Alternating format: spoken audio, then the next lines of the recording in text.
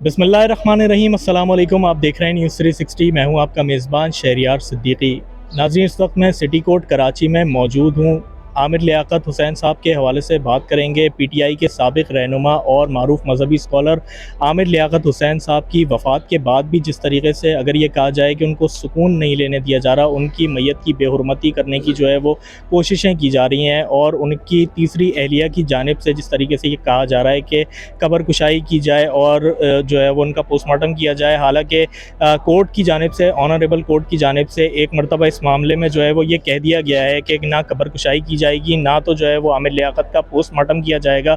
इसके अलावा उनकी तीसरी अहलिया दानिया साहिबा की तरफ से जिस तरीके से जायदाद में हिस्से का मुतालबा किया जा रहा है, इस केस का क्या जो है वो रिसेंट स्टेटस है, इस हवाले से आमिर लियाकत हुसैन साहब के वकील ज़िया अहमद साहब से बात करेंगे। वो इस हवाले से क्या कहते हैं कि इस वक्त केस का क्या स्टेटस है, और आमिर लियाकत हुसैन साहब की तीसरी अहलिया जिन्होंने जायदाद का मुतालबा किया है, वो इस जायदाद में हिस्से की अहल हैं भी या नहीं।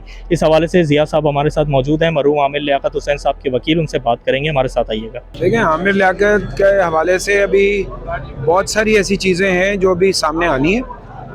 और आमिर लियाकत साहब की जो डेथ के बाद जो उनका कमरा है वो अभी तक सील है, और मुझे पता नहीं है कि पुलिस ने अभी तक क्यों सील रखा हुआ है। उनके 3 मोबाइल फ़ोन हैं, वो फोरेंसिक के लिए गए हुए हैं। उसका क्या रिज़ल्ट आया अभी तक कुछ पता नहीं है। फैमिली इंतज़ार कर रही है, उनके बेटा और बेटी और उनकी जो एक्स वाइफ थी, जो उनकी बच्चों की माँ है। तो एक तो ये एक बहुत बड़ा इशू है कि पुलिस का अभी तक कोई उस पर रिस्पॉन्स अभी तक आया नहीं है। और दूसरा ये है कि वो चूँकि कमरा सील है, तो ये भी पता नहीं है कि उनके एसेट्स क्या थे या उनके इश्यूज़ क्या हैं, उनके बच्चों को नहीं पता।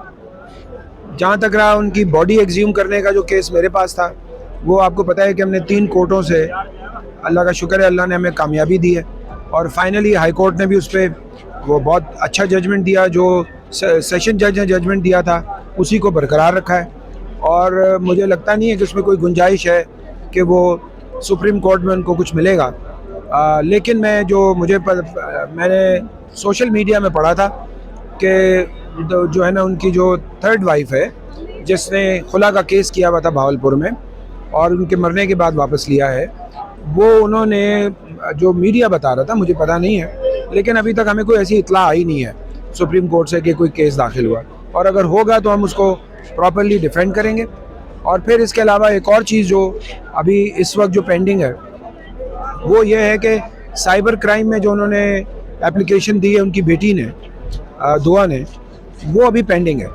और साइबर क्राइम के हवाले से वो किस तरह की चीज़ें, जो चीज़ें हुई हैं और जो उन्होंने सारी डिटेल्स दी हैं उनके इंटरव्यूज से मुतल्लिक, और दानिया ने जो उनकी जो वीडियो लीक्स की हैं, या उनके जो बाकी जानने वालों में वो कहती हैं, कुछ कभी कहती हैं कि मैंने रिलीज़ की हैं वो, और कभी कहती हैं कि कोई जर्नलिस्ट है सोशल मीडिया का, उसने किया। तो अब हमें पता नहीं है कि असल हकीकत क्या है, लेकिन वो इंटरव्यू सारे FIA को दे दिए गए, और FIA उसको फोरेंसिक कर रही है, और वो ही उस पर एक्शन लेगी।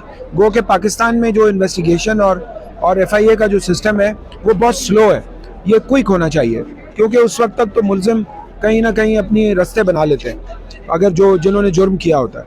तो सिर्फ ये एक केस नहीं है, बाकी के केसों में भी FIA का जो रिस्पॉन्स है वो बहुत स्लो है। तो इसके लिए हमें होना चाहिए कि वो जल्दी से इसको रिस्पॉन्ड करें। और मैं समझता हूँ कि जो नेशनल असम्बली की जो पब्लिक अकाउंट्स की कमेटी है, क्योंकि आमिर लियाकत जो है उस वक्त MNA थे, उनको भी इसमें इंटरवीन करना चाहिए टू हेल्प उनके बच्चों को हेल्प करने के लिए, बेटा और बेटी को, ताकि वो अकाउंट्स ले सकें कि आया FIA ने या पुलिस ने क्या काम किया अभी तक। और बाकी रहा कि जो एक स्ट्रेंजर अभी तक जो ये एप्लीकेशनें दे रहे थे, और हर तरफ से उनको जवाब भी मिले, और उन्होंने जो गलत किस्म की इंफॉर्मेशन सोशल मीडिया पे डाली थी, वो भी इस बात की डिमांड करती है कि उनके खिलाफ भी साइबर का केस होना चाहिए, साइबर क्राइम का। तो अब वो फैमिली पे डिपेंड करता है कि वो क्या सोचते हैं इस पर। लेकिन यह है कि अभी बहुत सारे अभी परत हैं जो बाकी हैं।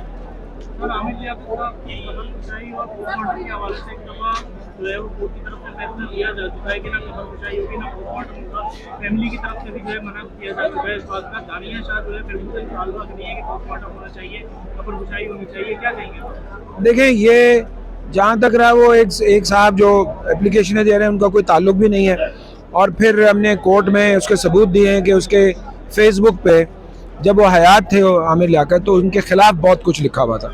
तो वो क्लीन हैंड के, वो साफ हाथों से नहीं आए थे, कोई वाकई वेल विशर बन के नहीं आए थे। जहाँ तक रहा दानिया शाह का मसला, तो उसकी अम्मा के बहुत सारे इंटरव्यूज़ हैं जिसमें उन्होंने अपने आप को डिफेंड करने के लिए उन्होंने ही कहा कि वो उसकी गैस के जो वो था जनरेटर उससे हुआ है, हमारी वजह से नहीं हुआ।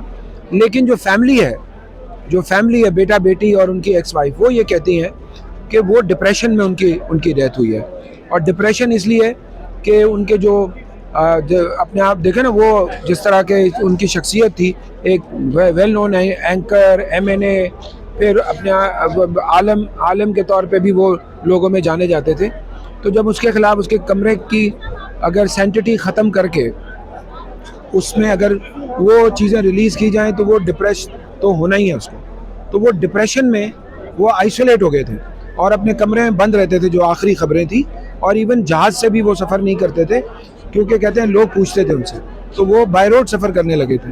तो ये सारी चीज़ें हैं जो बताती हैं कि ये एक डिप्रेशन था जो दानिया और उसके साथ जो लोग शामिल हैं इस पूरी साजिश में, उन्होंने ये कोई इस तरह की चीज़ें क्रिएट की हैं।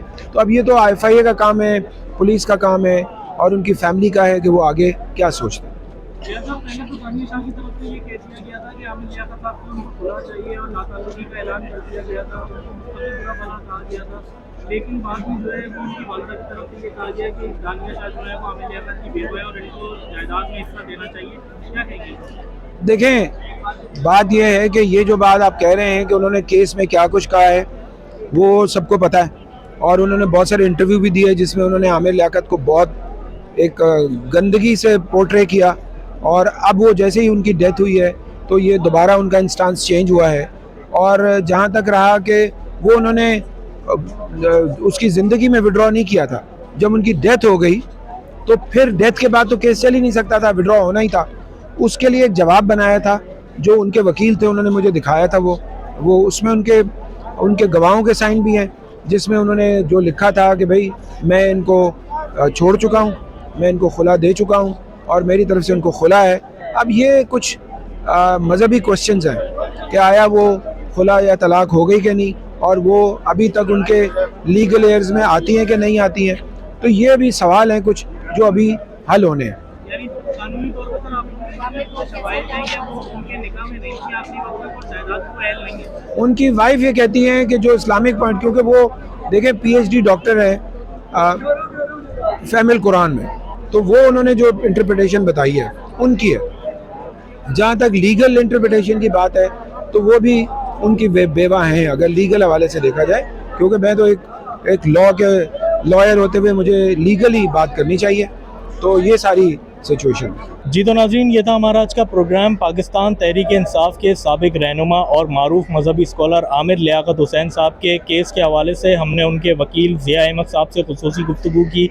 इस वक्त केस का क्या स्टेटस है और ये सारी बातें ज़िया साहब ने आपको तफसील से बताई।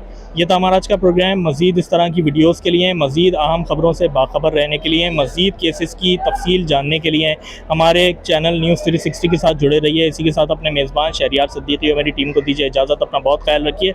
अल्लाह हाफ़िज़।